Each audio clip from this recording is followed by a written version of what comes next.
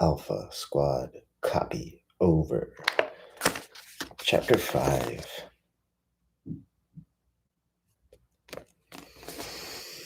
Project Ubermensch. In the 1930s, Hitler sent his scientists all over the Far East to document psychic abilities. It was the activation of these traits that was the original dream of Hitler, the creation of a godlike human to rule the masses. This project was known as Project Ubermensch, which is German for Project Superman. Sometimes it is referred to as the alien psychic mind control program, or more simply, the program. The ideal of a superhuman is not a new concept.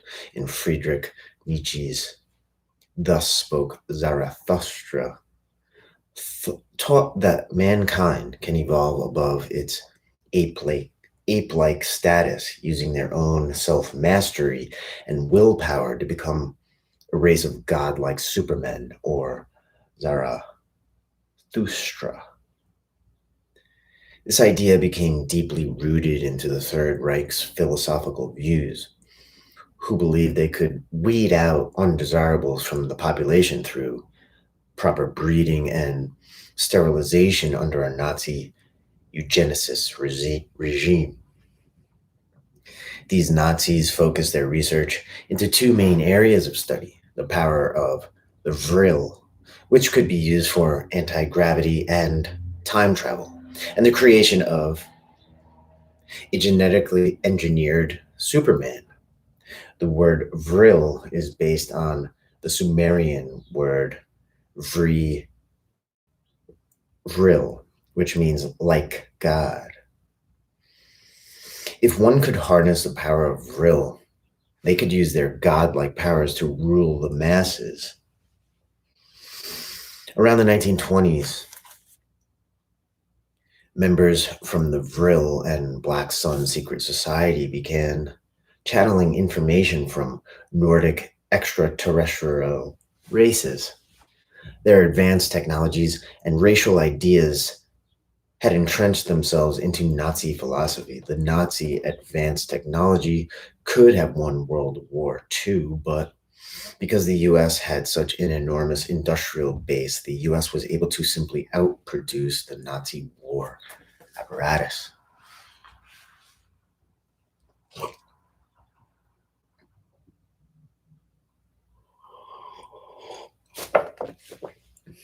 Ubermensch. As you can see, there are multiple programs, often running in conjunction with each other, to create the most elite staff members they could find. After World War II, Nazi Project Paperclip scientists worked under Project Ubermensch to create not just one superhuman, but an elite army of them who would function as sleeper agents until the Great Rebellion of the Black Awakening, ushering in a Fourth Reich.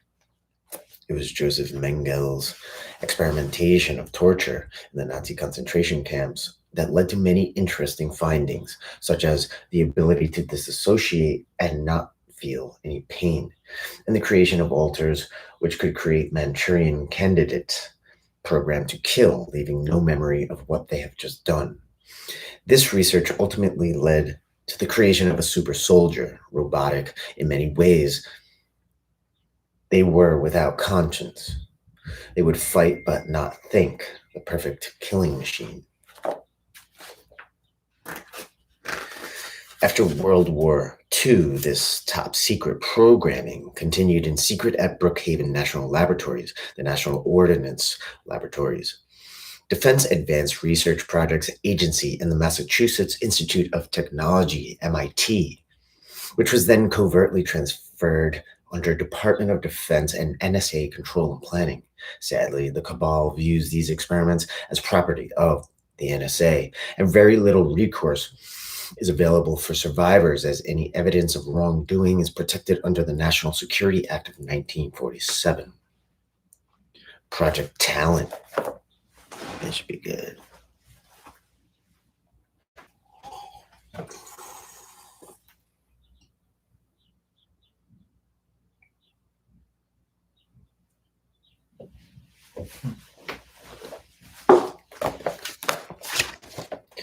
Project Talent. Once the Nazis had entrenched themselves within the United States shadow government under Project Paperclip, they created a recruiting arm to find ideal subjects for Project MK Ultra.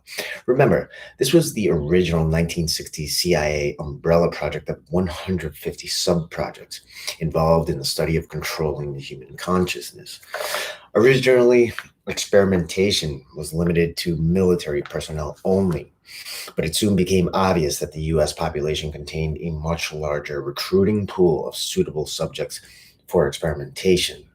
So, Project Talent was initiated, which allowed the intelligence agencies to covertly locate ideal candidates, especially star seeds, for potential Mark Ultra programming, school testing, blood databases, as well as media reports of children with amazing gifts were closely looked into.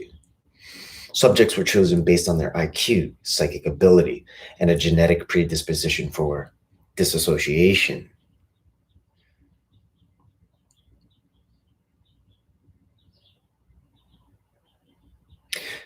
Psychics were sought after because they are naturally good at disassociation and thus easier to program and control. These individuals were most often found in families who suffered from intergenerational ritualistic abuse.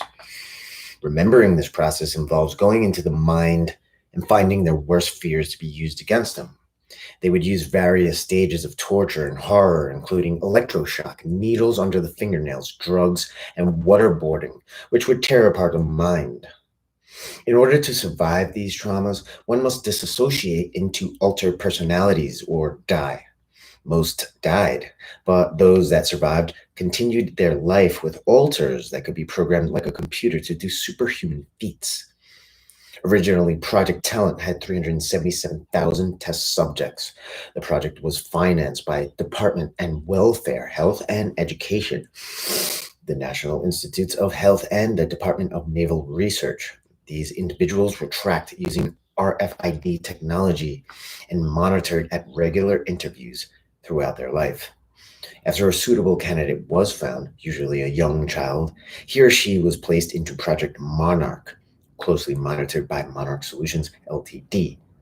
Depending on their abilities and gifts, victims were inserted into various projects such as Project Montauk, which involved time travel experimentations and MyLab operations. MILAB is an acronym for military abductions. These are coordinated covertly by a team of brainwashed special ops agents using involving cloaked black triangle crafts and teleportation.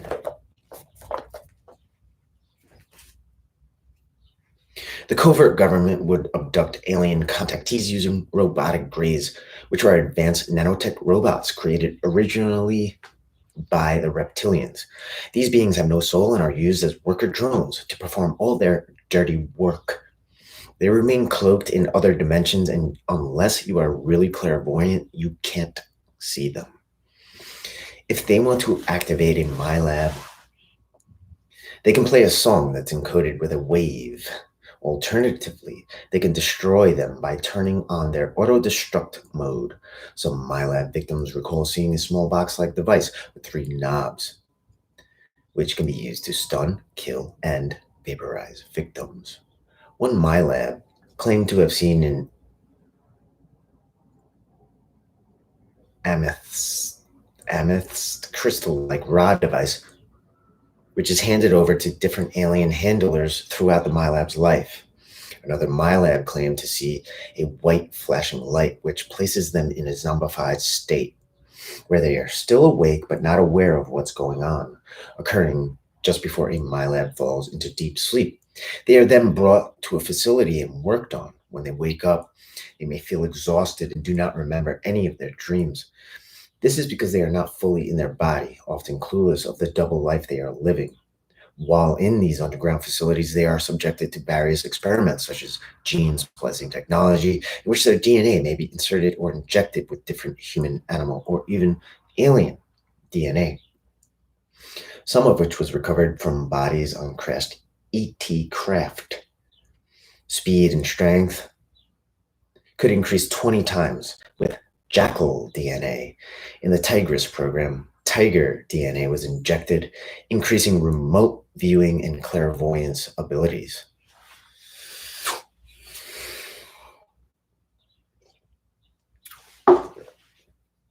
Ultra MK MyLab Universal Super Soldier Program.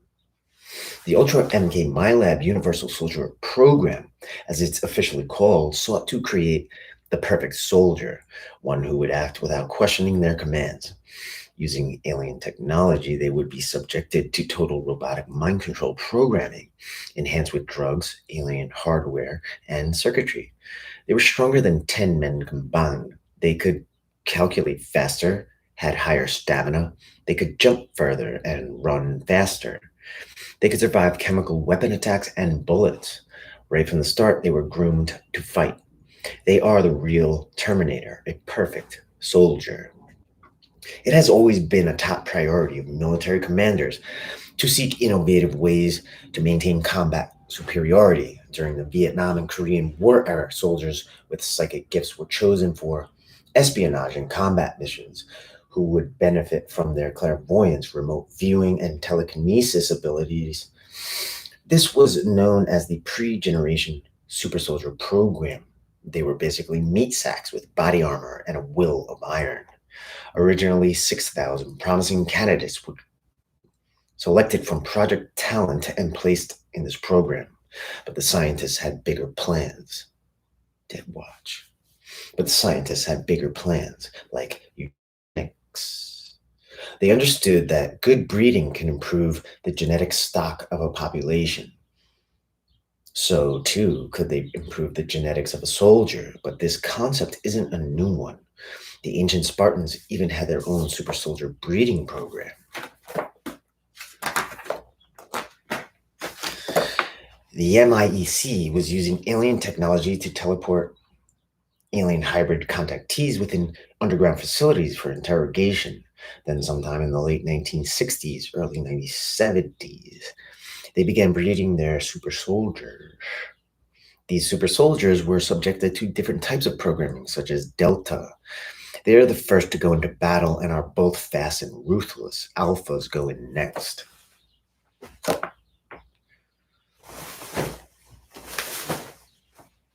They're nice and clean and used as snipers as well as for reconnaissance ops. Omegas are used as staff members and for assassination missions and suicide bombings, but they can come back to life afterwards. There's also beta programming, which is sexual programming, and gamma focusing on CONINTELPRO, i.e., lying. CONINTELPRO, for example, lying.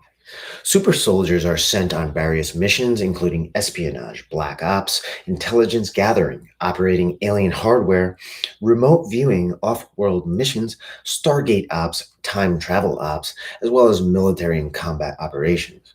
From this early group of super soldiers, 20 subjects were chosen, and their DNA was mixed with alien hybrid DNA, usually reptilian or Pleiadian, and inserted into embryos, then grown in test tubes for 2 months. The strongest embryos would then be covertly inserted into the wombs of women in surrogate families, usually with bloodline families. This was known as Project Surrogate.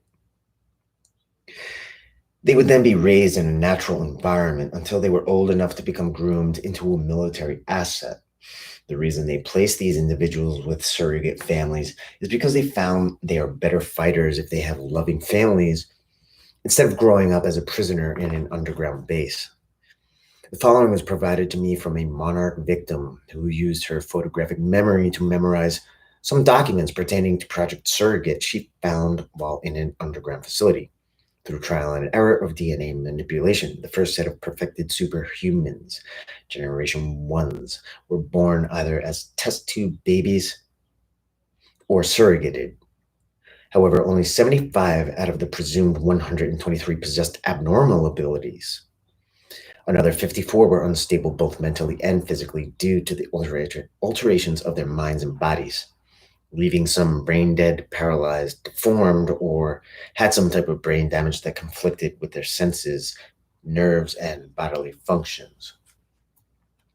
The remaining 21 were deemed fit for battle some 5 years later, 3 stable and 15 unstable G1s, which had now become more civilized, albeit more so with military, scientific, and medical employees. This ended the G1 project due to the fact that all had found free will. A second experiment was conducted, Generation 2, and managed to create more super soldiers. However, these had less powerful abilities, and only 631 out of 754 were perfected. Some of the G2s were birthed from test tubes and surrogated mothers, while others were actual sons and daughters of G1s. However, these types were few and rare, as most pregnancies led to miscarriages. A brighter side of the project was that there were fewer abnormalities in the G2s, and not nearly as many suffered from the illness and afflictions that the G1s had. From there, the G2s were more highly regarded, despite the fact that the G1s had the better powers. Most of this first batch of super soldiers, referred to as Generation 1s, were rejected. However, about 21 units or so were deemed useful. Those that made the cut went on for future programming, and their DNA was used as a basis to create a second generation batch of test tube embryos. Generation 2, Gen 2, hit the scene around the mid-70s. In addition to steroids and implants, alien robotics were inserted, such as wires in the muscles to increase strength and speed. In the late 70s, Gen 3 appeared on the scene. These beings had even more robotics than the previous models and were 1,000 times stronger than the pre-generation model. However, they were more biological than cyborg, and because of this human component, they often refused to follow certain orders they deemed unethical.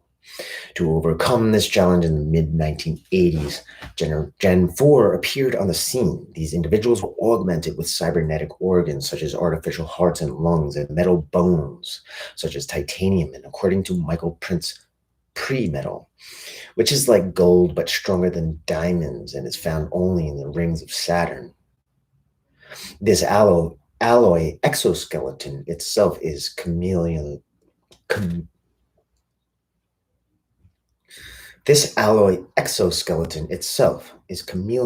class, which means if a surgeon cuts the body open to have a look at it, the moment it is exposed to air, the metal disguises itself as normal human bone.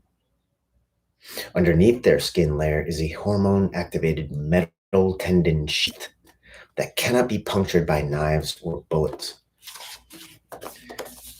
Hormone-activated metal tendon sheath that cannot be punctured by knives or bullets. By the late 80s, Gen 4 was leading way to Gen 5. These individuals contained mostly cybernetics with a touch of human flesh within the organs. They were so strong they could literally walk through a brick wall without being phased. They could crush a human skull without even trying, and they could lift a tank, but it would damage their flesh. By the late 90s, Gen 6 appeared on the scene. They have no humanity and animate themselves using strict alien mechanics. Now comes the 7th gen cyborg super soldier prototypes. Their skin is a biopolymer, which looks like regular skin but sweats a waxy substance that protects it from dangerous chemicals and toxins. They can also heal within minutes. Their nervous system is independent from the rest of the body, making neurotoxins inert. They're so strong they can jump across buildings. They have a waste recycling implant in the base of their spinal column, which eliminates the need of food and water. And they contain a self-oxygenating chamber in the neck that allows them to breathe in outer space without a spacesuit. They also have weapons incorporated into their systems, so even when they are disarmed, they can defend themselves, such as weapons under their skin, like a claw or a blade that could be dropped in a fight on the back of their wrists. These blades are automatically activated when these individuals encounter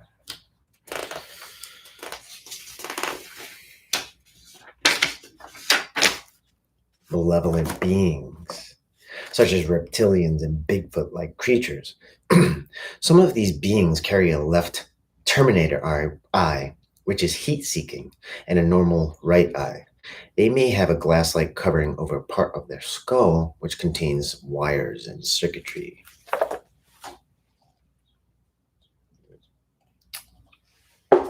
Power ups,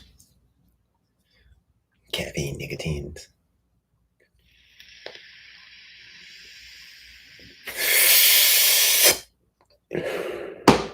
Definitely, totally healthy. Here's a testimony from one MyLab experiencer who chose to remain anonymous, explaining that it was like what it was like to be in a med lab after battle. I remember getting shot 5 to 6 times in the spine. It was dark. I had on black armor. I kept waking up while being worked on. I remember having my armor cut off with a special saw. I felt the blood dripping, and the medical team kept putting me back under, saying, "Don't worry, Captain, we will take care of it." There are more details, but I was in a hell of a battle. My neck was clamped to a table from the back, and so was the rest of me. That way I could be rotated. Robots were trying to take out the bullets and rebuild my spine. After I kept waking up during the procedure, they decided to do it while I was awake. I was surprised the projectiles went through my armor. That was one of the things I talked to the crew about.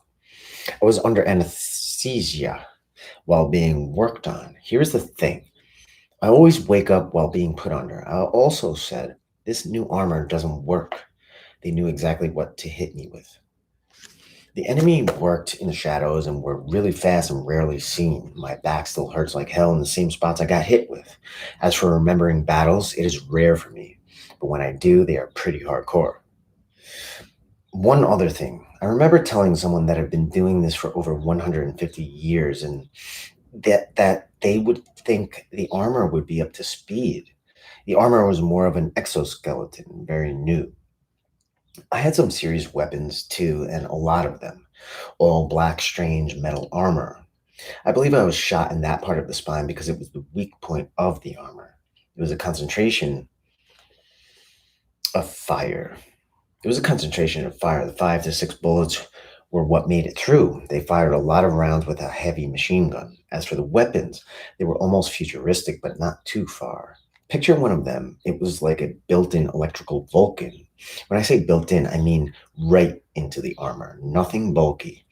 The armor was smooth and moved with me almost like the Black Panther suit, but metal, minus the helmet. The ammo was like integrated right into the armor, almost liquid in nature. It was amazing. The armor had to be removed from the back and had ridges along the spine. Side arms were made to almost read where I wanted them to hit. Very fast firing, unlimited ammo. They were attached to the armor by some kind of tether. No gaps in the armor either. Boots to match. Helmet and IR infrared and night vision, but would auto block bright light bursts. The sidearms were about the size of Desert Eagles, but no kick, smaller handle, and made for me alone. Some super soldiers are also able to hack into and surf any computer network using their minds due to their integrated cybernetic technology. All of this is powered with a power cell located in their mid to upper stomach areas. Unfortunately, they can also explode, destroying a large area like a nuclear bomb. These synthetic beings connected into the AI are known as ontocyborg, ontos, ontocyborg gener, ontocyborg genergetic, ontocyborg genergetic life forms. They have no soul and are not as effective for use as a super soldier, as intuition must come from a god source. They may look human, but they possess no human feelings. However, they can mimic human feelings.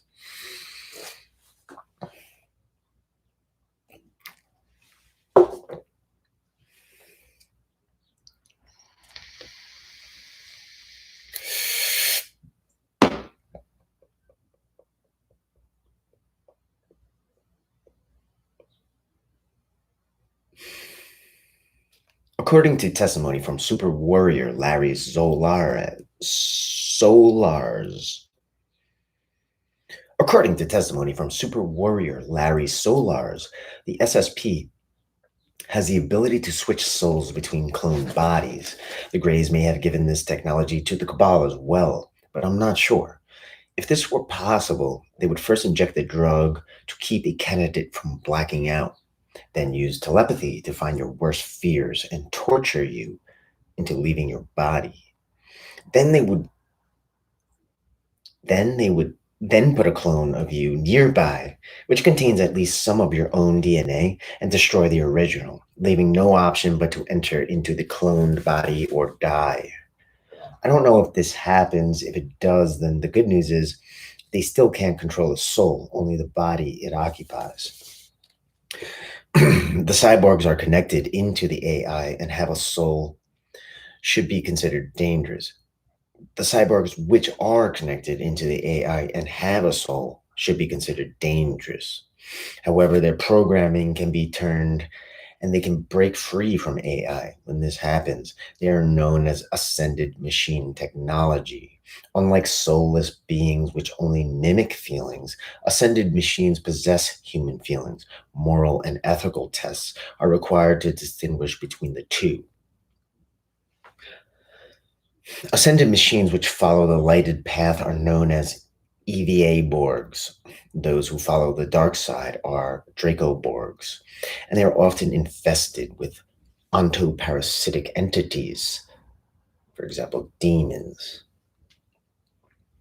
Some of these beings are living out their lives in society unaware of their programming.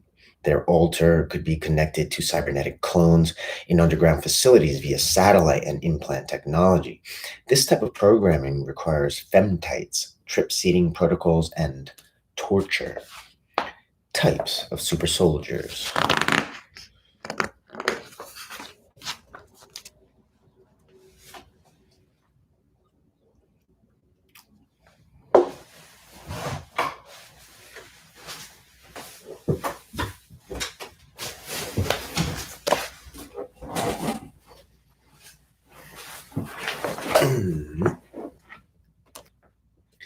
Following is a list of different types of super soldiers. Typically, they are defined by who makes them. This list is compiled from good to most advanced technologically.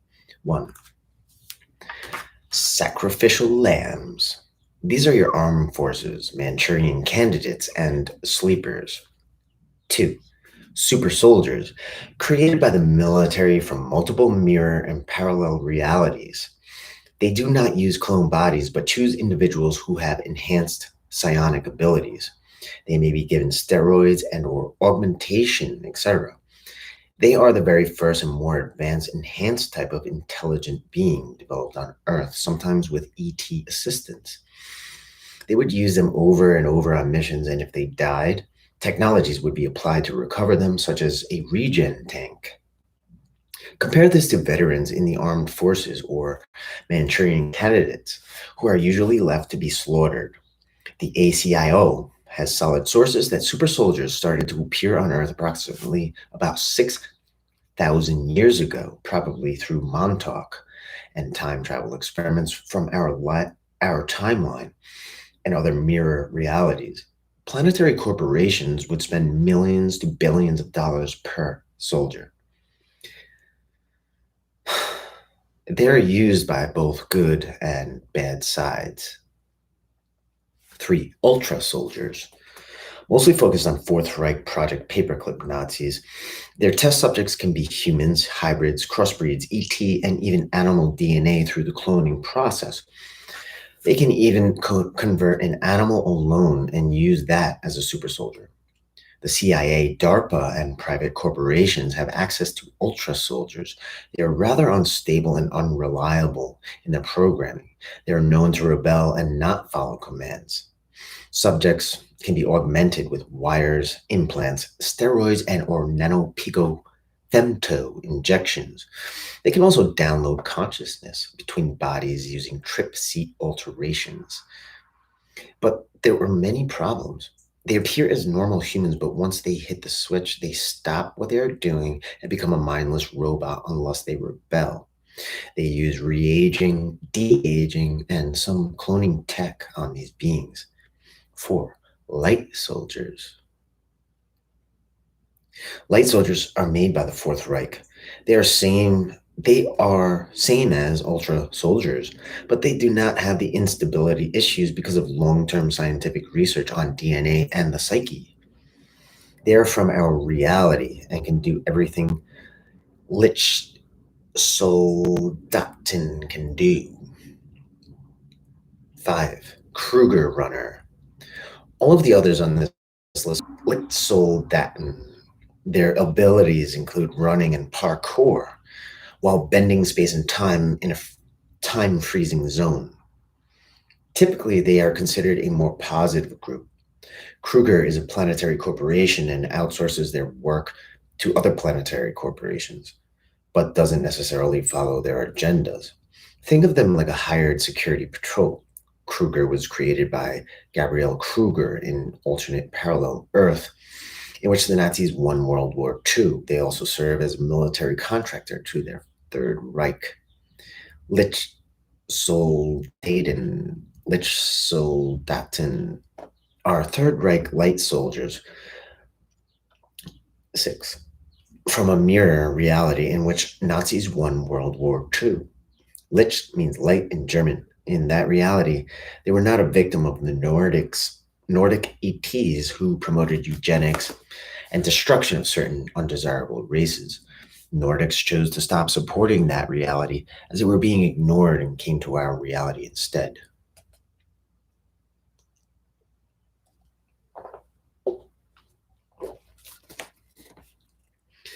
These soldiers were first enhanced during World War II. They are coming here through portals from that mirror reality. In that reality, there is no poverty, no hatred, no jealousy. You can live in a huge mansion, drive fancy cars. There are no oil products, hydrogen cells to run their vehicles. In our reality, there are parts of our world with extreme poverty, but in the mirror Nazi reality, they helped all these people. Problem is, the regime was under Nazi control, one world government, abilities. After they shapeshift, they look human still. The most elite lit soldaten are here in our reality and are doing bad stuff. But in their reality, everything is fine. They're connected with terrorism, suicide bombers, and mayhem. They also work with Monarch. Dark Fleet doesn't want to be a threat to the Fourth and Fifth Reich, so they do not want to confront the Lich Soldaten issue. Dark Fleet is a part of planetary corporations, which is controlled by mobster families who are part of the Fifth Reich. 7. ET super soldier equals extra soldiers. Extraterrestrial super soldiers are much more advanced and enhanced. They can remotely influence, telepathically and cybernetically control instruments, suits, and tech. Their skin is covered in a tight suit that is cybernetic and AI in base. They also can shapeshift and turn invisible using technology. 8. Ancient super soldiers. Protected ancient treasures such as King Solomon's gold, Manchurian gold, Templar gold. No one knows who made them. Fables, myths, legends of the demigods and superheroes of old. Once people believed it and start to research this topic, the magical incantations can create problems. They have a strong connection to ancient Sumeria and Atlantis. Trip chairs. There are 4 types of trip chairs: consciousness chairs, teleportation chairs, remote viewing chairs, and total recall chairs, all of which use alien technology to interface a person's thoughts and feelings for manifestation purposes. The consciousness chair is found on board alien spacecraft. If a person has the right DNA, they can navigate these crafts using a mind interface. The teleportation chair is in the Montauk chair. Basically, users can open up wormholes into time or different places. The remote viewing chair is used for intelligence gathering and assassinations. A vector is given, which is an encrypted code for a targeted location. The chair would then decode brainwave signals, so what was being seen by the remote viewer could be viewed on monitors by technicians. If the technician wanted to assassinate someone remotely, they would locate the weakest chakra on the targeted individual and attack it physically, resulting in a heart attack or death. And this brings us to the Total Recall chair, located within the Neo Lab, where my lab and super soldiers are programmed and brainwashed. According to the Peasmore Dumb security officer, Barry King, this device is more simply referred to as the trip seat. Just like in the movie Total Recall, memories would be uploaded and downloaded from a computer terminal. The trip chair itself looks like a dentist chair, which is hooked up to a computer. They contain 17 to $30 million of gold and platinum precious metals. According to Michael Prince, once you lay in it, a foam-like material surrounds the body and locks it in place. At this point, they may place a visor over the head, and a computer would find their worst fears and use them in a virtual reality dreamlike scenario to traumatize and shatter the mind into alter personalities. They have a name for this process. It's called uptime. At this point, the operative may say something like, "Give me your mind." Some victims even recall seeing a green laser-like light coming from the ceiling and scanning the head. I believe this is how they upload and download memories. Remember, memories are holographic and are not stored in the brain but outside the body within the aura. And they can be manipulated just like a rainbow spectrum of colors can radiate from white light. So all they need to do is to shift long-term memories around where the short-term memories are, and a victim would have no clue of what they have been doing, allowing them to upload structured programming skill sets such as foreign languages, weapons usage, martial arts capabilities, etc., at a very rapid rate. When this happens, they are usually under the influence of some mind fracturing drugs such as barbiturate 1V, amphetamine 1V with benzylate, hallucinogen code BZ. These chemicals, as well as the ones in chemtrails, help keep certain areas of the mind in trauma, reinforcing the programming of all monarch victims. This, according to James Caspolt's book, Agent Buried Alive. When we arrived, I was taken into lab and strapped into a seat that looked like a dentist chair. There was a large screen in front of me, and I was injected with another drug. I later found out the name of the drug. It is an accelerated learning drug called scopolamine. Another drug is also used called diethanol C. Diethanol C. One man stood to the left of the chair, and another man stood to the right. They were both dressed in lab coats. The man on the right said to me, "If you forget everything we've told you, try and remember one thing. He'll try and convince you that pain feels like pleasure." He pointed to the other man when he said this. Images then started to appear on the screen in front of me, and I do not remember anything after that. At this point, they may want you to shapeshift into a different form. This is known as transmorphing. I'm not quite sure how it's done, but from what I have been told, it involves injecting a drug into the joints that makes your body shapeshift and changes your emotions and mentality. But you must be in a trip chair and then given a code. I believe the name of this drug is Compound C, which is a classified drug made from bioluminescent mushrooms, which only grow in caves within inner Earth. This injection would allow shapeshifting for a 7 to 10-day period into whatever design that was uploaded into the computer. Afterwards, they would return to normal. Their memories would be deleted and replaced with extracted memories from the clone that was living out a normal life while the person was gone. This is just one scenario, but once you include human clone avatars, interdimensional physics and time travel, who is who becomes a big blur.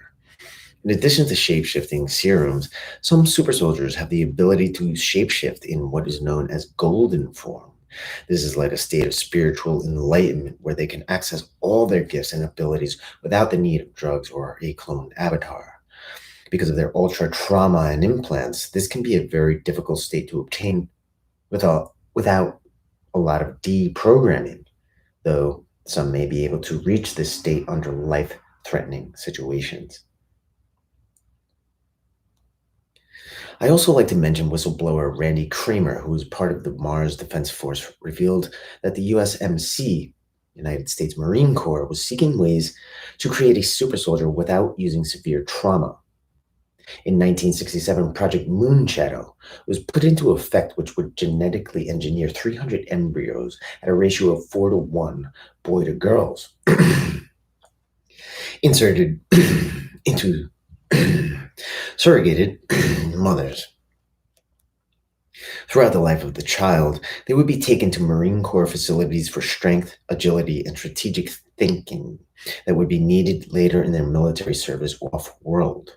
The program was deemed a huge success, and much of the old trauma programming methods of the past are now being replaced with the ICC, with more humane training protocols.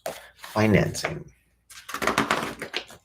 As you can see, much time and money are put into each super soldier.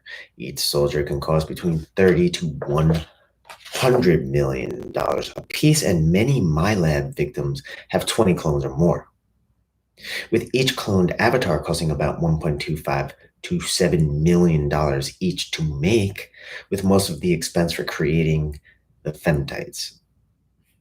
When you look at everything spent to keep the avatars running and alive, we are taking trillions of dollars.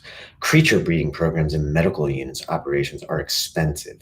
Off-world operations cost big money, and that includes time travel activations, locations, food and Stargate portals, teleports, uniforms, weapon systems, space freights, and cruisers, the whole works. Even the ships have to be restocked and outfitted. New technologies have to replace old technologies. The more advanced SSP groups have quantum 3D printing like replicator technology seen in Star Trek and don't need money or physical resources from planet Earth. However, according to ACIO sources, the total undisclosed budget for SSP programs on planet Earth is about 100 trillion USD annually. It's all big money. When civilians see the truth for what it is, it's going to shock them. All this money isn't a problem for the Dark Cabal as it's funneled through the Federal Reserve under the direction of the Rockefeller Foundation and MJ12. These programs are run worldwide but under different names. The main governing body itself is hidden but appears to be under the guidance of the UN and the Office of the Director of National Intelligence. They have the bigger picture, hold all the keys and codes, but the MyLab product is managed under the military industrial complex throughout the alphabet soup groups. No, the President of the United States is not privy to this information as he only carries a Q-23 security classification, need to know basis, which is required in order to maintain plausible deniability. This is to prevent him from blurting out deep black project parameters when under stress and duress. The highest is 45 plus security classifications under the guidance of Zbigniew Brzezinski, now deceased, who runs PI-40 or the old Magic 12. Some of these projects are conducted on bases on this planet as well as off-world, usually through the U.S. Navy and Air Force U.S. Space Command, as they have the security clearance to access MyLab projects. The U.S. Air Force is responsible for managing Black Ops and seems to have the most access to these programs as they heavily infiltrated by the Dark Cabal. Donald Trump's Space Force is probably meant to be an excuse for soft disclosures. For example, to release new technologies that they had since the 1950s, in order to help humanity catch up to off-world SSP brothers and sisters. Within this organization are many offshoots of super soldiers programs, including both men and women trained in all kinds of areas. There's no telling how many people on this planet have been programmed in this way. Numbers could run as low as few hundred extraterrestrial human hybrid super soldiers to perhaps as high as 10,000 operates within MyLab programming and maybe millions of clones created in various underground vats. But one thing appears clear: super soldiers created by the military are a poor copy of what the aliens have been doing for millions of years. The best super soldiers are made by the aliens, and the covert government only borrows them as it suits their needs.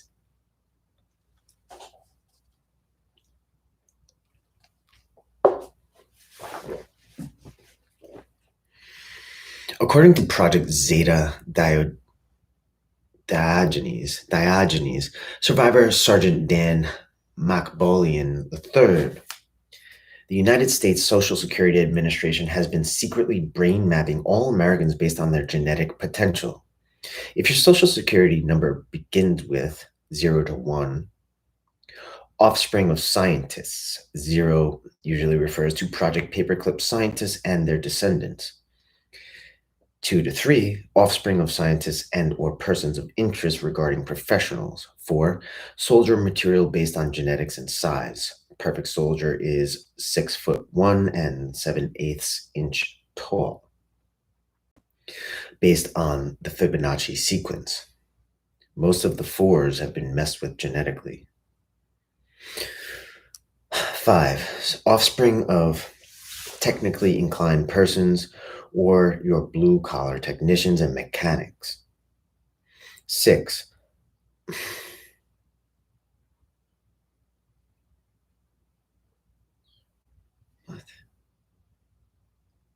6, offspring of super soldiers, usually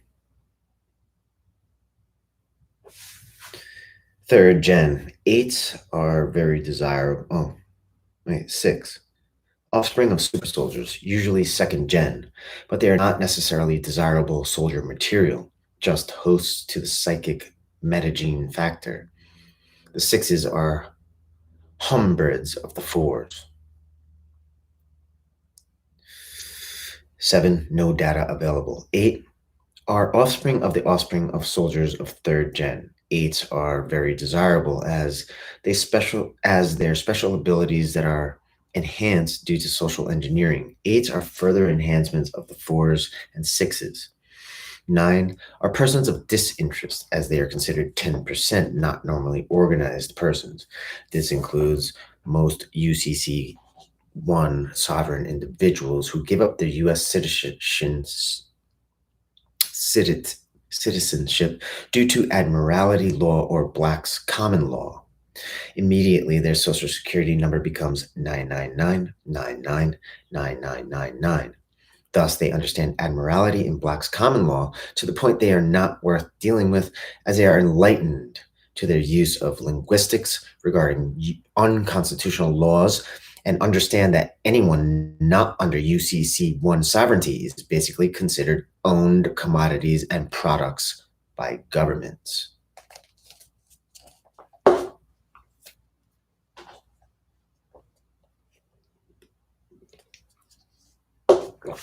Alien psychic mind control program.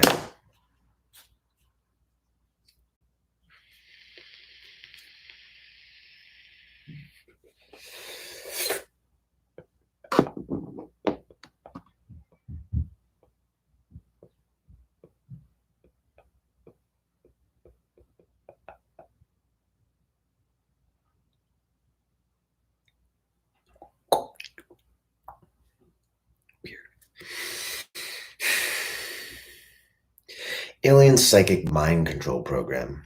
Because of the off-world component, there is an even bigger piece of this puzzle, which makes all this even more complex. There are 2 types of programming going on with most MyLabs. One is the MyLab component, which is meant to be positive as they seek to enhance an operative's gifts, both mental, physical, and psychic. On the other hand, there is the reptilian or Draco programming component, which seeks to create a soldier loyal to the reptilian/Draco agenda while they are in an alter mindset. This reptilian Draco programming element often sabotages the MyLab component by causing the individual to become somewhat neurotic and thus more isolated and controllable, which suits their interests. So as sadistic as the MyLabs appear to be, they don't seem to be the ultimate authority on the nature of these projects. It appears that reptilians have subverted this military program and are now calling the shots. The reptilian star people come in many shapes and sizes, anywhere between 7.5 feet tall or taller. Some carry a tail around which they sit on while they work. Some have short snouts like a snake's mouth. Some may look like a velociraptor, and some have a crocodile snout. They're very intelligent, left brain, logical beings, and as a result, their technology is amazing. But many of them lack connection to a soul or God source, and thus have very little love and compassion for other life forms. Again, they are heavily tied into the AI hive mindset. Throughout the universe, they seek to subjugate other races, but because of the law of non interference, they can't just go in with massive motherships and kill off the natives conquering them, as this would lead to negative karma.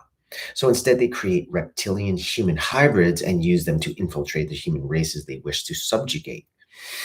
This serves two purposes. The native populations don't suspect anything because the hybrids look like them, and reptilians don't have to risk their own lives in an invasion attempt.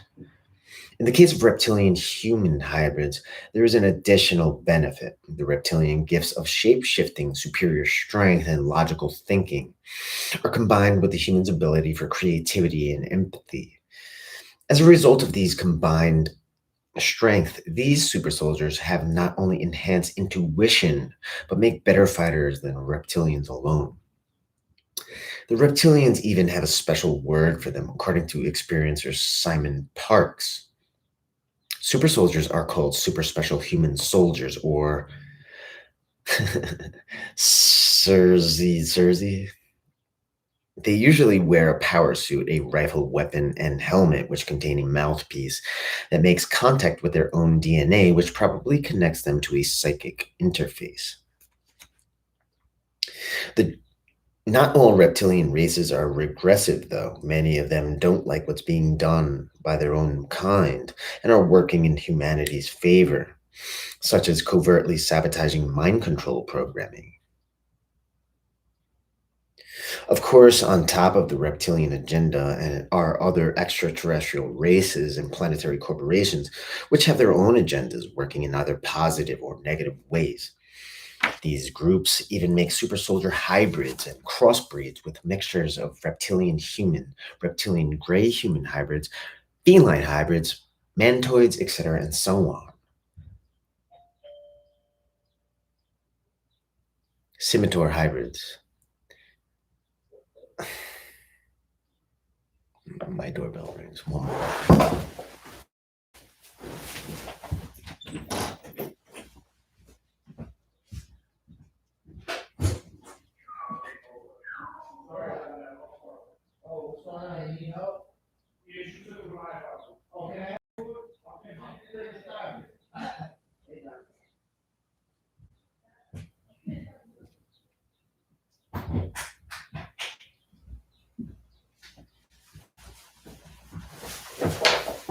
And we're back. Scimitar hybrids. In Anthony's book, UFO Highway, we read about an interview with a USAF colonel who worked at the Dulce underground facility. This colonel mentions how the military is trying to recreate the scimitar gray subspecies. These beings are reptilian gray hybrids, which were genetically enhanced with immense strength, high intelligence, violence, and can shapeshift. But the Greys deemed them too dangerous and had them destroyed, though I've been told some have escaped and are in hiding. Some humans and Greys are carrying these dominant scimitar genes, which the military wants to get their hands on in my lab operations. To paraphrase his book we read, the dark element of Dulce is attempting to gain a complete picture of the gray scimitar subspecies genetic code, if they can obtain it, to experiment with sequencing their DNA for these damned ultimate soldier programs they are conducting. This is the kind of work they are really interested in and are now performing massive modified testosterone and steroidal injections, coupled with extracellular matrix for rapid healing, genetic brain reconstruction of the front temporal lobes for rapid recall and superfast mind calculations, deep brain stimulation to allow selective brain areas to be turned on or off, allowing higher focus and greater brain utilization, brain plasticity to allow the brain the ability to grow and adapt, even neurogenesis to grow new cells. And who do you think they are testing this on? Volunteer soldiers? No, it is innocent humans, unwilling participants in their game of playing God. That's right. I've already told you, and this is why they are also abducting people now. My labs, read up on it. But what is sick is that we learned this from the Greys. We didn't invent this. And now we accept this as a regular practice for the advancement of the military and our protection. But protection from whom? God damn it. That was always the big problem. There was never an enemy that justified such paranoia and validation for this disturbed work we are now involved in. Heather material.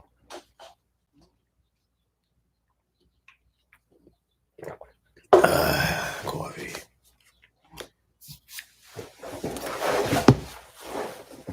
Heather material. The Heather material is a document which explains how super soldiers are created. The information was leaked out on the Project Camelot website from a technician who claimed to work on young men and women being groomed into super soldiers. According to Heather Anderson, most likely not her real name, the Cabal was reanimating dead soldiers and giving them biological enhancements.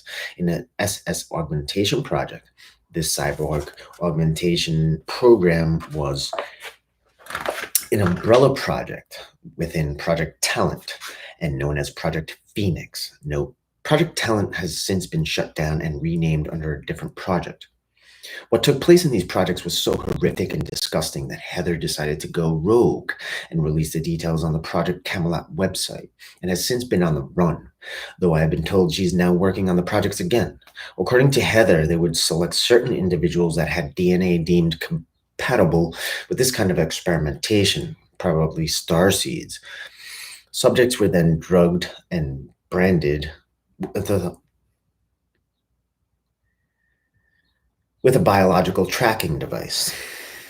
They were prepped for surgery and implanted with biological organic computer components into the body. These chips would then simulate electromagnetic growth around the codons of the DNA, which had to be done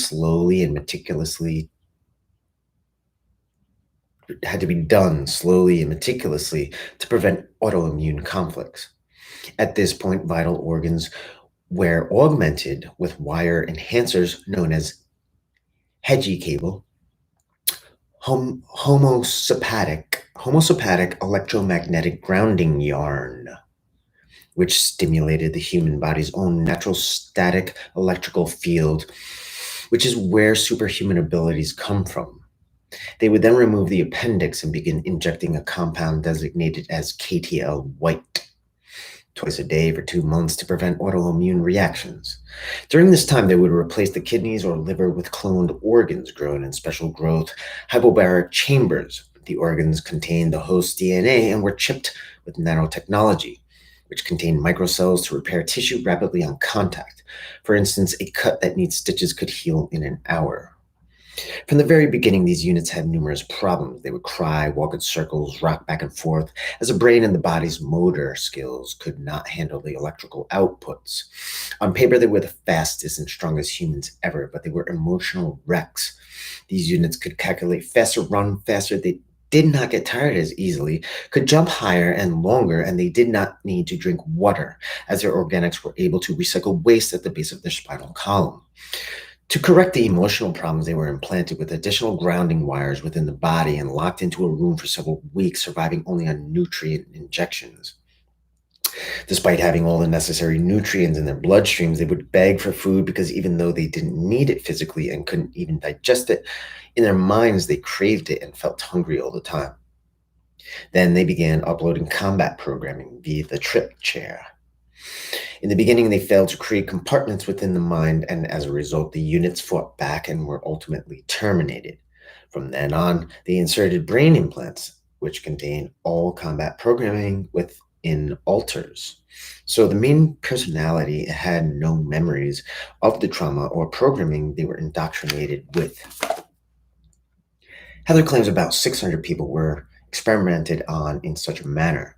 By late 2006, they were about to be deployed for combat purposes in Operation Retaliation, which is like an endgame martial law scenario where the New World Order would take over all functions of the government. However, at the last minute, the Department of Defense ordered all the units destroyed as a more advanced model was now coming online. The scientists were forced to comply or they would lose their lives too. Units, as they were called, were then rounded up and given lethal injections of potassium, which their nano injections could not repair. Their bodies were then processed and refined in a facility that makes omega 3 vitamins and sold to the general public as flaxseed oil fortified with omega 3, which also happens to be the name of the umbrella project. Heather claims the pharmaceutical company Merck was involved in this. Heather then makes note on how Operation Retaliation was meant to be a mock invasion of the military.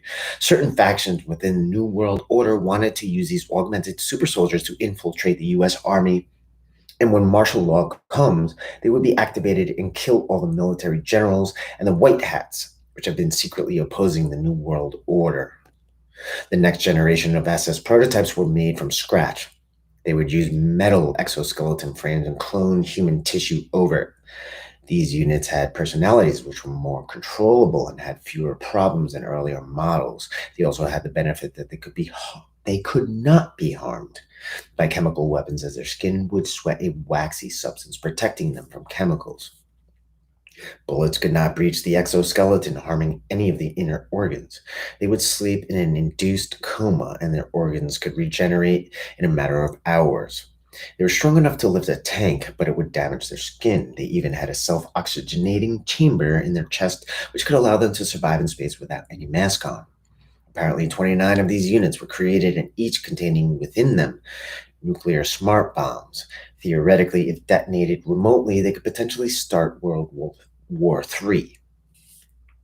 So there's a battle going on. Who controls the stand down codes? Heather also revealed information on Project Damocles, which involves sending soldiers through dimensional jump gates around this planet and off planet.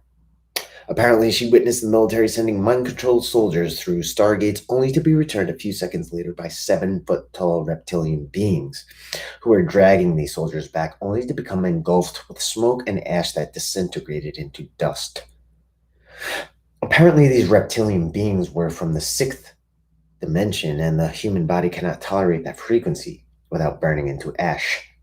This is because the dimensional clash causes a static charge within our body, which superheats, resulting in spontaneous combustion. Heather suggested to her commander to send one of the SS units she was prototyping. Suggested to her commander to send one of the SS units she was prototyping. Immediately, one of these reptilian beings grabbed her commander, pulled him through the Stargate, and threw his charred body back and sent her a strong telepathic message that is a no. Eventually, these reptilian beings started taking over the base, and apparently one of them took a liking to her and helped her escape. When she was shown a way out, the being told her, "Some of us are here to control this planet, some to enslave it further. Most wish to rule and claim it, but we are here to protect it." Cloned super warriors. According to Dr. Bill Deagle, in 1982, at the Moscow Institute of Biological Research, Russian and American scientists successfully produced the first clone super warrior, but these clones did not have a soul, and as a result, they are not as effective fighters than the original host, nor could they transfer a soul into these clones. Only one's personality and emotions. As far as I know, they cannot touch the soul as much as they really want to. So they came up with an ingenious plan. They would connect the super soldier's consciousness, or you could call it the alter personality, into a cloned avatar, which contained DNA similar to that particular super soldier. This way, a super soldier can be living out their life in society at large, while their alter is in a cloned avatar, doing covert missions on and off this planet. I've been told these avatars may be called Sibius and Arbius, which is based on the word Swebaz from the Proto-Germanic root Swe, meaning one's own people. This is done with trip chair programming, femtites, and biological implants, which are untraceable under MRI. The implants help with tracking, monitoring, and reinforcing the programming. They are activated by single or multi-tone inaudible sound frequencies, which turn on tiny biobots known as femtites and or proteinites, which connect to protein codons, codons within the DNA and can actually mutate the DNA code, triggering the emergence of the altered personality, which in this case is within a cloned avatar, all without leaving one's own home.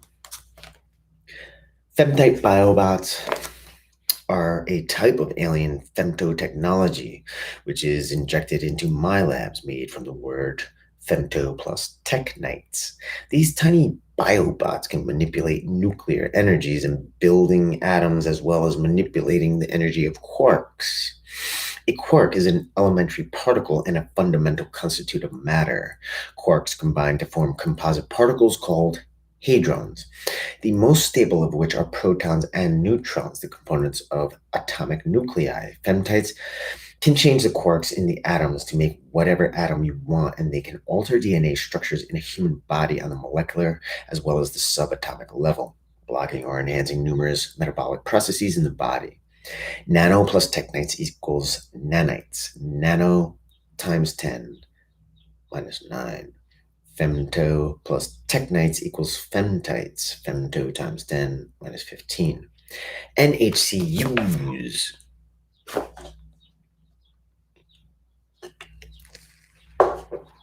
NHCUs stand for non-human cybernetic units.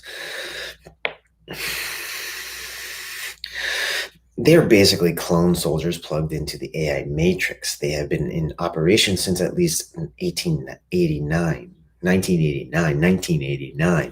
They come in various packages and sizes. There are reports from US military C-130 pilots, which may give you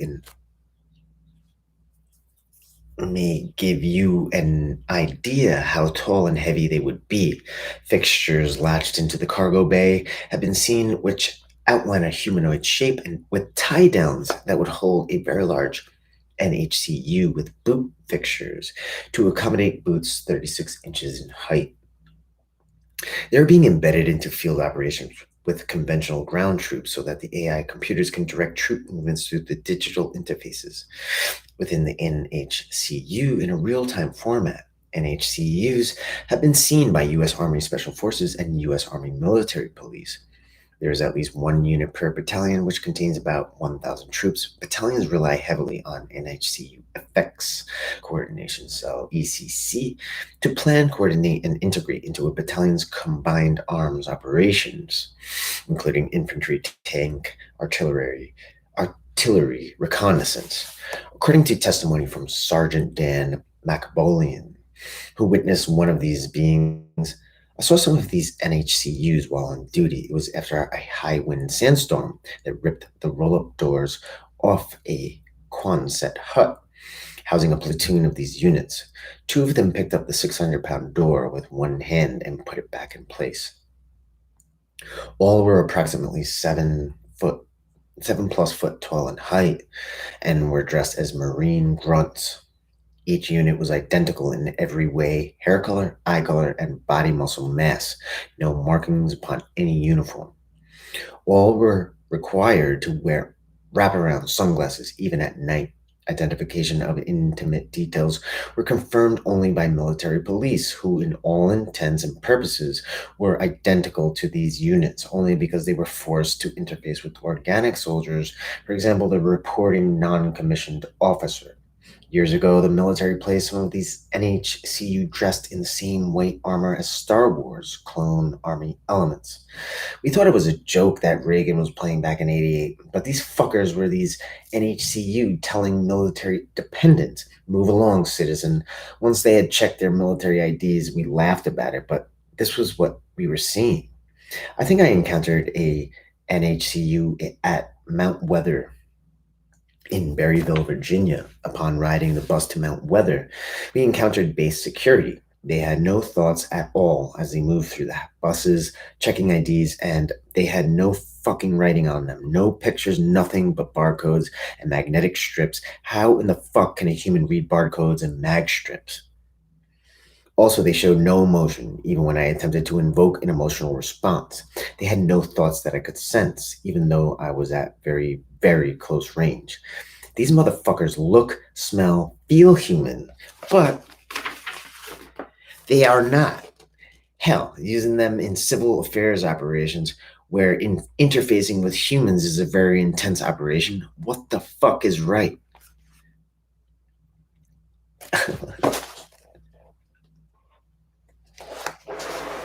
Yeah, crap, I gotta plug in. Plug in. Ship's going down. Ship's going down.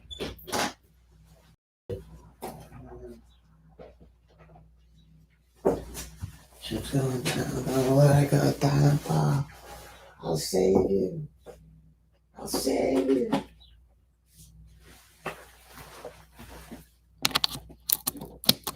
And we're back. Back.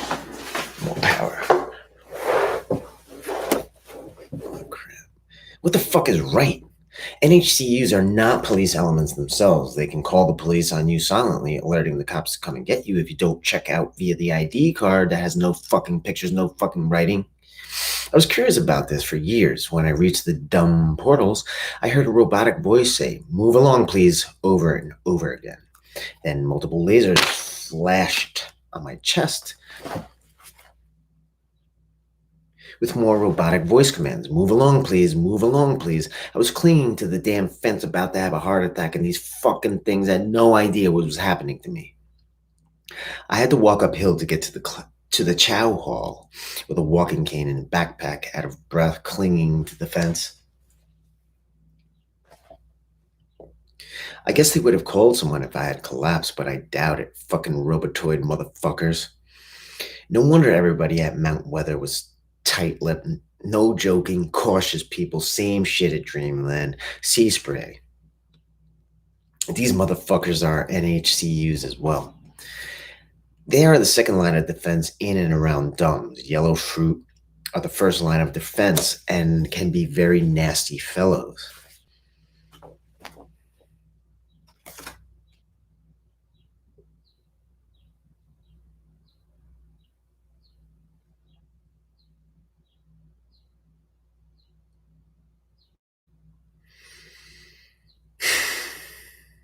There have been many who attempted to intimidate me and others in the Rachel area. Oh my.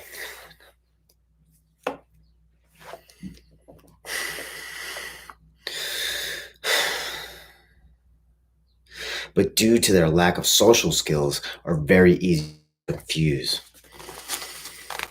Humbrids are the camo dudes. At least they get angry and have hissy fits, but sea spray are just fucking machines. Yellow fruit are DNA, RNA, recombinant soldiers, but not what you would find as an alien human hybrid. More along the lines of having MIC, MIEC as their manufacturers. I call these humbrids as they are human bred units with varying combinations of alien, animal, and human characteristics. Whatever blends that meets the MIEC or the MIC's needs requirements.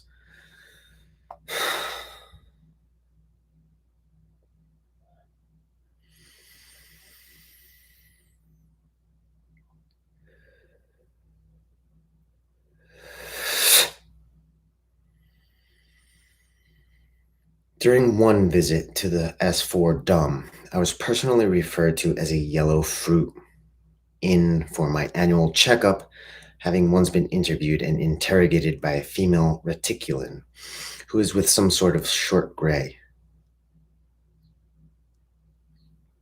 Described as a non-thinking intelligence by the female, I was curious and couldn't concentrate on questions due to the odd way the small guy, Dow, the small gray, Dow, would blink. Only after the female became impatient, she telepathically interfaced with the Tao to show that it was merely a subservient tool for labor. When at, when at rest, the Tao would blink its eyes opposite of each other. Then, when possessed or accessed by the female, it would blink with both eyes simultaneously. It then gave an emotional expression that I then realized came from the female. Then it went back to staring down to its right, and the odd blinking returned. It was then that I was able to continue with the questioning. She had just demonstrated what it was for my curiosity, so we could return to the interview/interrogation. I believe the DAOs are the robotic grays used by the covert government to abduct humans, just like the reticulans use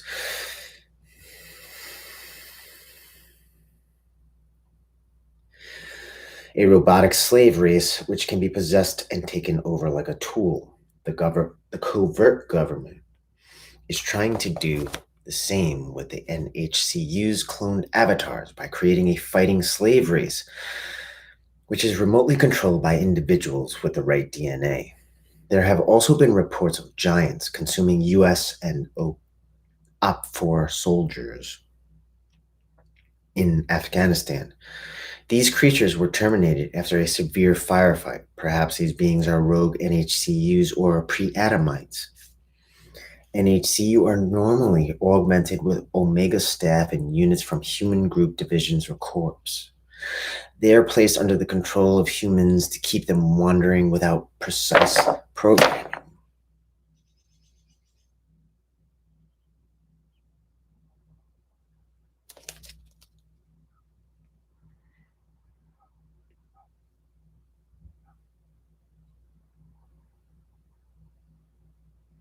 Fucking annoying.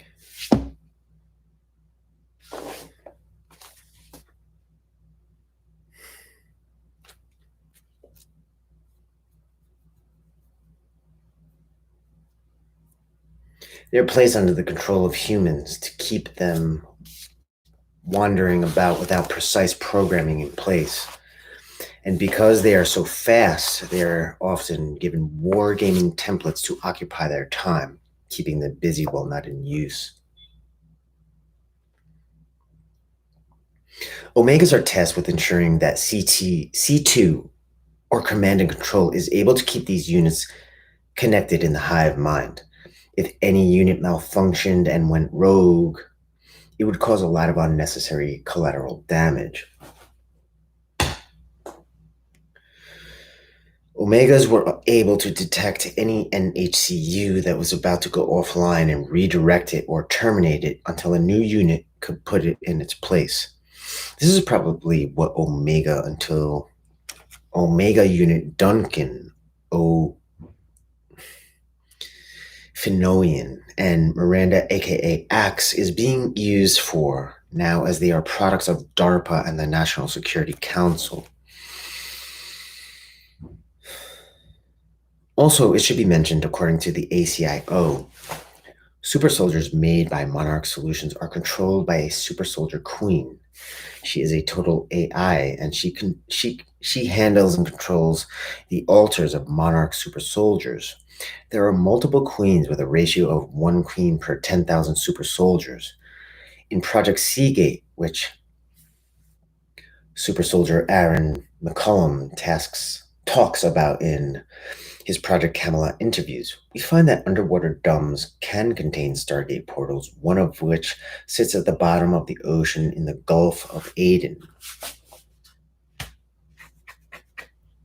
The military was known to cordon off this area with warships and is trying to scare away commercial naval traffic with stories of scary Somali pirates.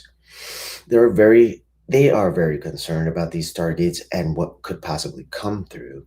For the past few thousand years, the Orion group, representing the negative grays and reptilians, have sought to prevent the Pleiadians from traveling past Saturn, reaching planet Earth. They're keeping a close eye on the Gulf of Aden Seagate to ensure Pleiadian forces are unable to enter through this portal. Conventional organic soldiers are easily disabled by the sound Pleiadians make with their bodies. To counteract this, units are being deployed. They are immune to these effects due to their AI controlling influences.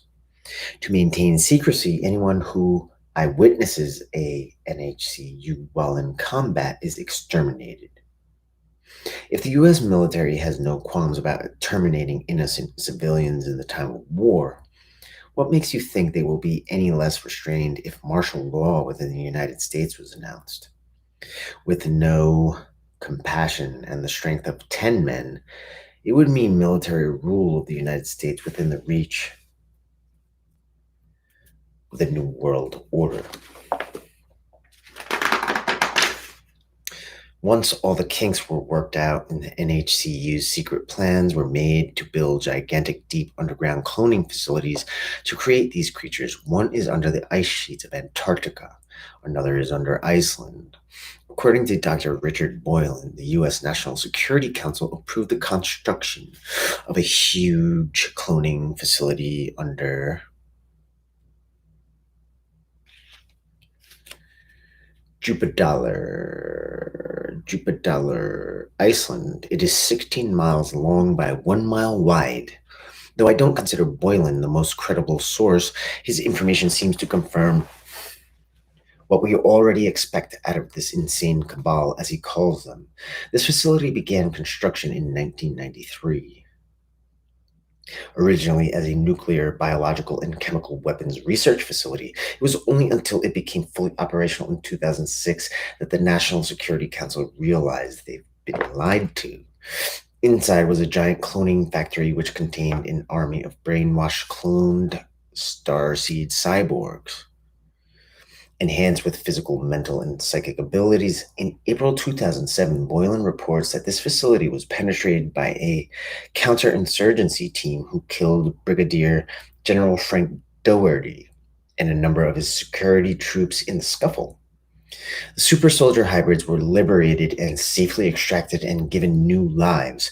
Non-security personnel were evacuated and the clone factory was destroyed. I think this is tied into the White Hats' plans to recruit Lincoln Clay and 100 million strong cloned super soldiers army working for the positive to act as a counterplan in case these clone super soldiers are ever activated by the cabal. I also found the timing of the event curious as it seems to correspond to the Heather material, which states in late 2006. Oh my god. Just having phantom gnats.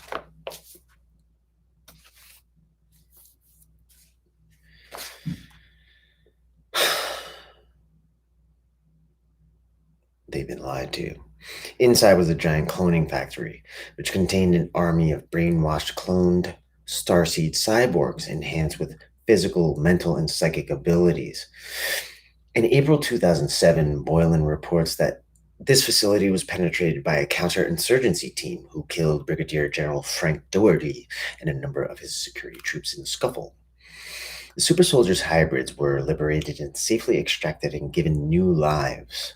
Non-security personnel were evacuated, and the clone factory was destroyed. I think this is tied into a White Hat's plans to recruit Lincoln Clay and a 100 million strong clone super soldier army working for the positive to act as a counterplan in case these clone super soldiers are ever activated by the cabal. I also found the timing of this event curious as it seems to correspond to the Heather material, which states in late 2006, 600 units created for Operation Retaliation were terminated. Perhaps the same people who ordered Heather to terminate her subjects were also responsible for terminating the clone factory in Iceland. We may never know the truth of this mystery. In 2007, I came across a report which stated that the Iraq War was a bloodbath. To reduce the official death count, some 72,000 dead U.S. military personnel had been replaced with clone duplicates without the public's knowledge. When I learned of the staggering number involved originally, I didn't believe it. But my source on this info is adamant that it is indeed correct. I was hoping he would give more information on where he got these statistics, but he instead informed me of the need for secrecy as lives could be at stake. This is what the United States Department of Defense claims. As the official death count for both wars in Iraq and Afghanistan, notice the insanely low numbers of the official death count compared to the actual. War on Terror casualties report. Operation Iraqi Freedom, March 20th, 2003, January 26, 2007, confirmed 3,896 confirmed U.S. soldiers dead. U.S. soldier hostile injuries, 28,661. Operation Enduring Freedom Afghanistan War, October 7, 2001 to December 25th, 2007. U.S. soldier official death count, 746. First Gulf War, January 16th, 1991 till April 6, 1991. U.S. soldier official death count, 392. This is what was leaked out from inside sources. Operation Iraqi Freedom, U.S. soldiers killed in Iraq, 50,500. U.S. soldiers war injuries, 22,800. U.S. civilians killed, 5,000. U.S. soldier bodies dumped into Persian Gulf, 7,000. Iraqi soldiers killed, 81,000. Iraqi civilians killed, 1,650,000.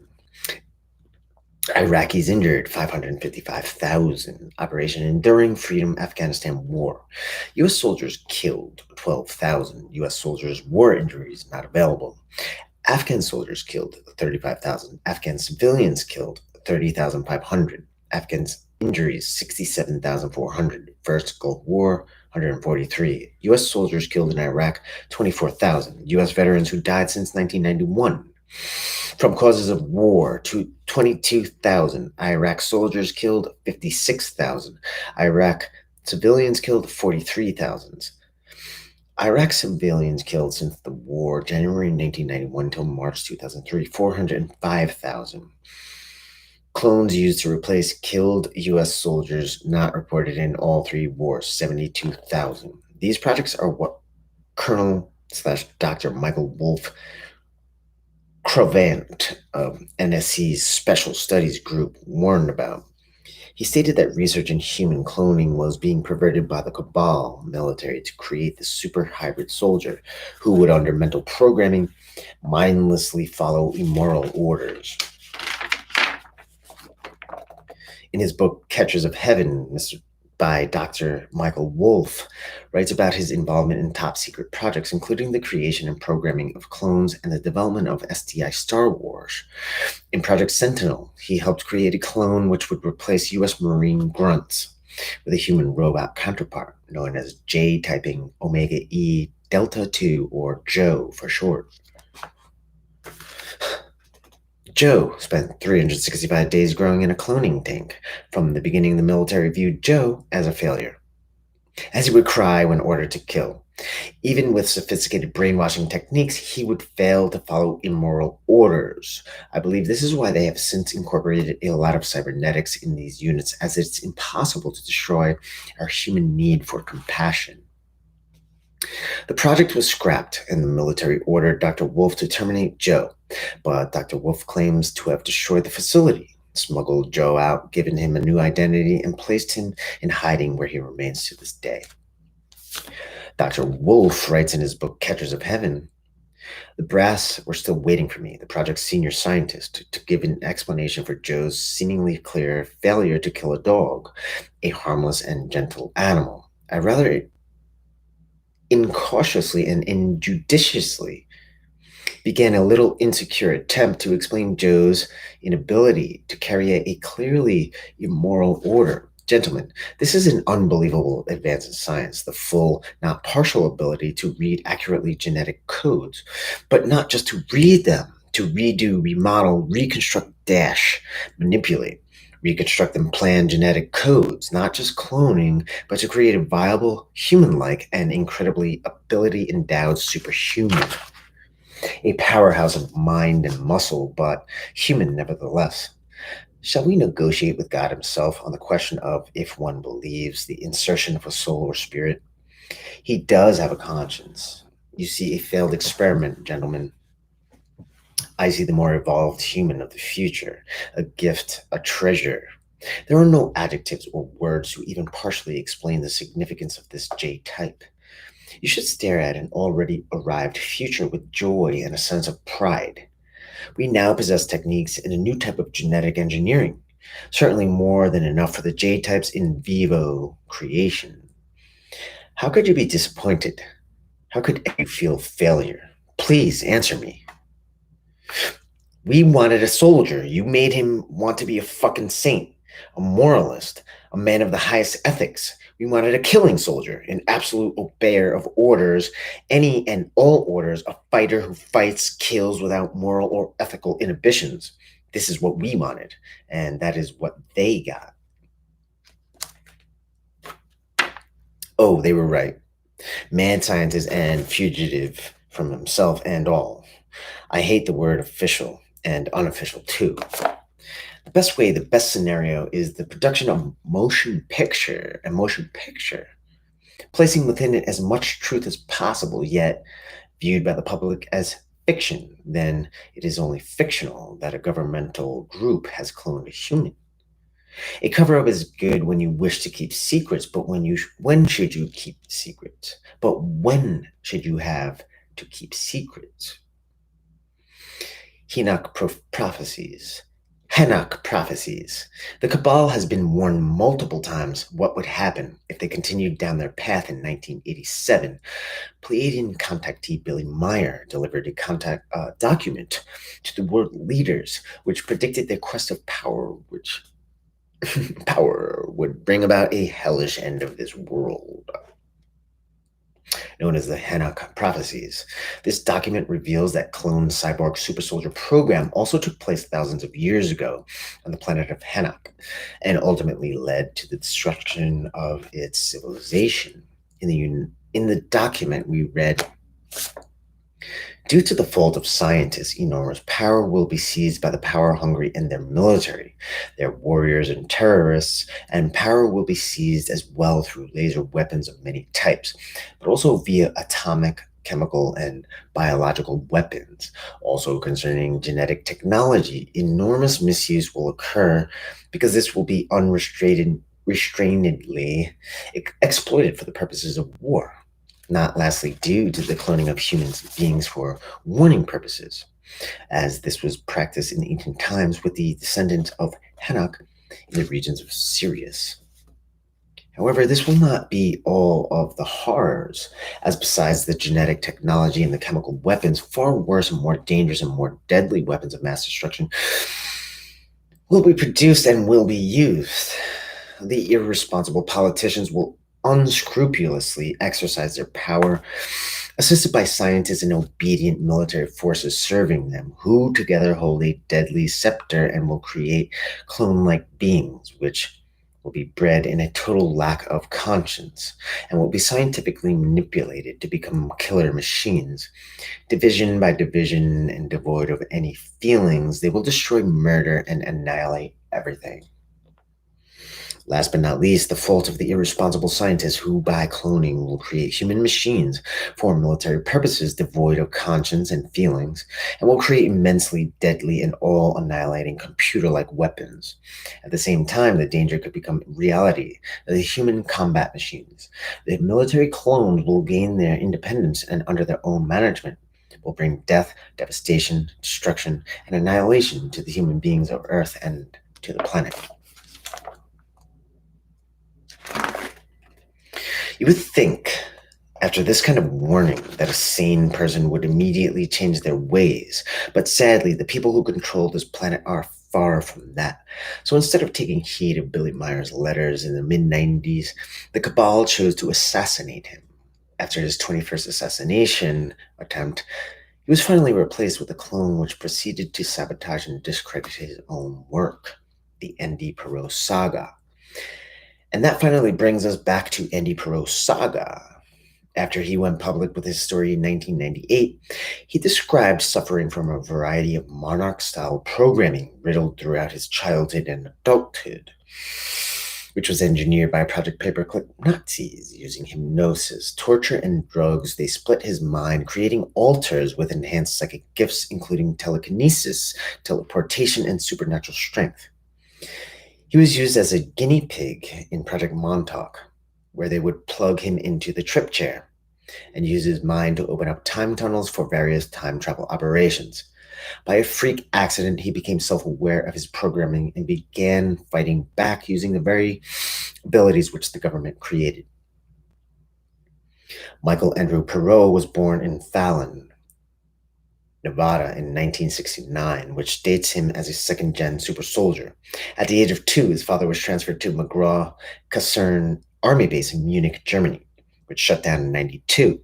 He was a young boy. He was programmed with strobing lights, needles in his ears, and genitalia, electroshocked and given hypnotic suggestion.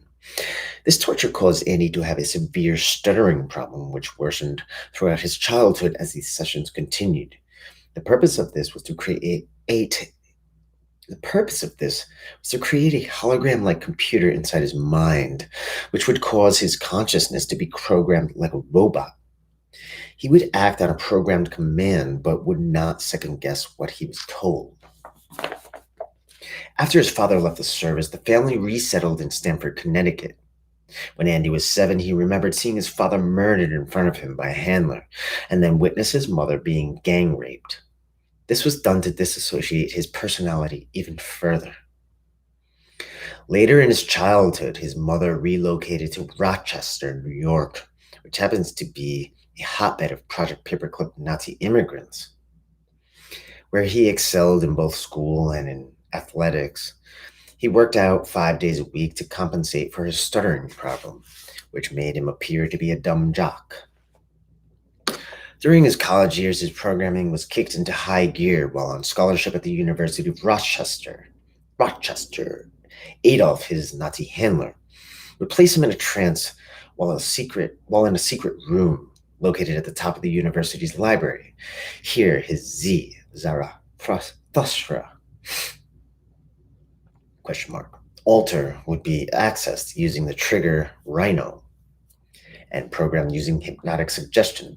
While in hypnosis, he would do amazing things such as swim in a tank of ice cold water for 24 hours nonstop, teleport, jump off a 20-story building and land on his feet, do push ups in perfect formation for an hour, squat 1,000 pounds, or crush rocks with his hands. I can do that. I can do that. I can do that.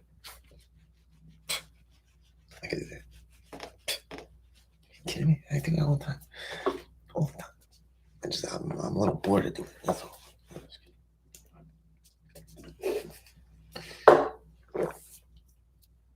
He can crush rocks with his hands.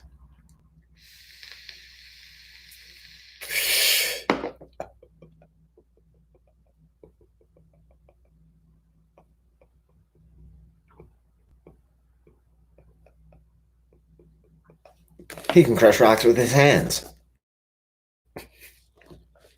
Without even enlisting in the military, he soon found himself recruited into MyLab Black Ops.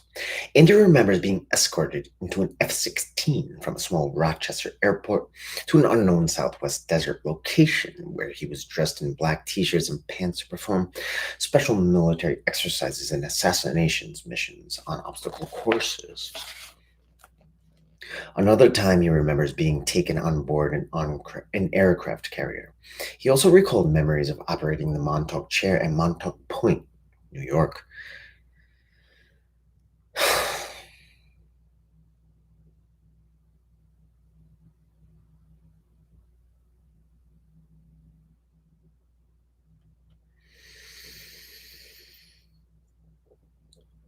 Here, he could manipulate matter itself by creating a chest full of softball and football-sized diamonds, which was used to lavishly fund the project. With each mission, his memories would be erased and he would then be returned, sometimes only hours later. He was also involved in numerous Delta team operations involving UFO retrievals and cleanups. These crashes occur all over the world on a monthly basis. After these operations, his memories were then erased. Deja vu, deja vu, deja vu, deja vu.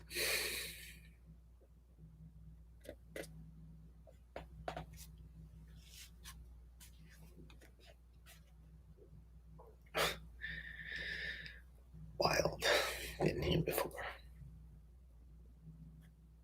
Right here. One of the ways his handlers would gain support from politicians and the Illuminati was to present demonstrations while in trance. Andy was taken to the Hollywood set of the movie Soldier, starring Kurt Russell. He was asked to perform something impressive, so he kicks and smashes a fence. Someone on the set laughed, like it was no big deal. So Andy picked up his parked car, a Saab model, and tossed it upside down. The guy ran towards Andy to stop him, so Andy picked him up too and crushed him against a tree. The Illuminati tried to recruit Andy as their 42nd degree Illuminati golden boy. George Bush is reported to be a 42nd degree Mason. According to Andy, the highest level is the 45th degree. But it's rumored new degrees are being created all the time, so the highest degree may be much higher now. Andy says the people at this level were reptilian shapeshifters or hybrids. They were all about 6'2" and taller, and a belt which would allow them to shapeshift from the human form to the reptilian form. As their golden boy, he was made the inspector of the underground facilities at Montauk Point, Long Island, the Montauk Chair at Rome National Air Force Base in Rome, New York, the Monarch Sex Slave Programming Center at 140 Century Road in Paramus, New Jersey, and the underwater facility off the coast of Miami, where the Greys were performing genetic experiments on MyLab victims. The Illuminati also used him for breeding purposes. By the mid-90s, his memories were beginning to bleed through, and he began to fight for his freedom. So his handlers tried to drug him, but needles would bend as they were inserted. So they tried killing him, but every time he was poisoned, his body would neutralize it. Every time he was shot, bullets would bounce off. He tried to break away from his handlers by moving to Atlanta, Georgia. In 1999, while in Atlanta, his handlers would pose as friends, girlfriends, and roommates. After going bowling with his roommate, he saw a picture of a rhino, which just so happens to be his trigger code. To the dismay of his roommate, his memories began to come back. Andy began tapping into his repressed memories. Every step of the way, he would be distracted and progress would be neutralized. He began to journal the bits and pieces of his fragmented memories. When pages of his journal began to disappear at the hands of his roommate, he soon realized how controlled his whole life had become. Desperate for help, he contacted various experts of ufology and the mind control research field, only to realize how infiltrated they are. He soon realized that not only was his roommate was a handler, but so too was his girlfriend. After he tried to break up with her, she triggered an alter, causing him to become extremely violent. The police were called. His apartment was searched and a gun was found. The resulting confrontation landed Andy in a mental hospital for a few weeks. After his release, a close friend reported seeing some kind of object in his eye, perhaps an implanted video camera. Over time, he became more and more paranoid. To escape the madness, he moved to Arizona and joined a cult. When that didn't pan out so well, he traveled abroad to exotic locations such as Nepal, Tibet, and Korea. When his money ran out, he asked his family for help, but they were programmed to not help. A confrontation took place, and he took what he needed by force, both car and cash. While under the influence of drugs, he stabbed his mother and father with a knife. After a long police chase, Andy was caught.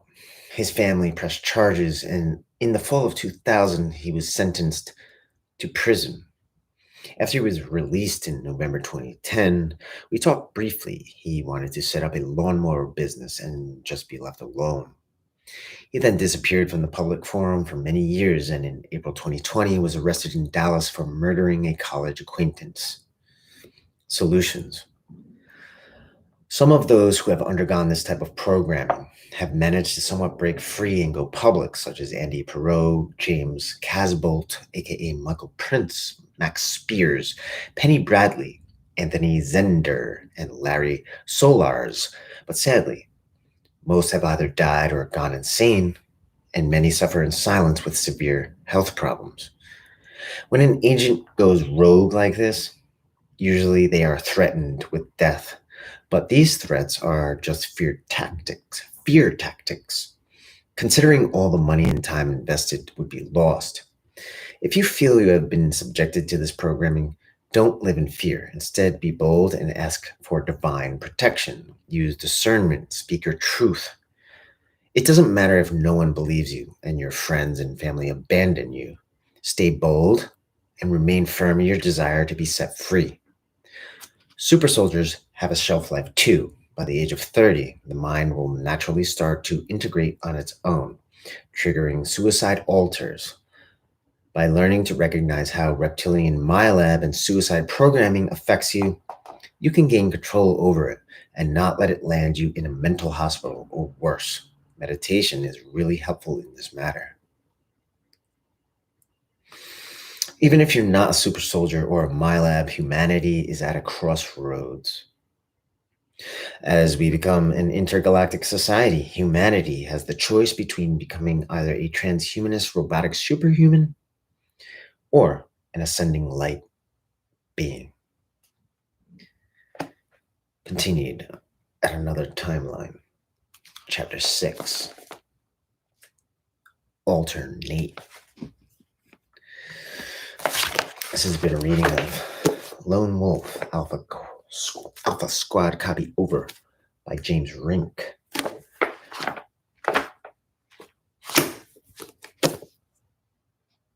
Be well and prosper.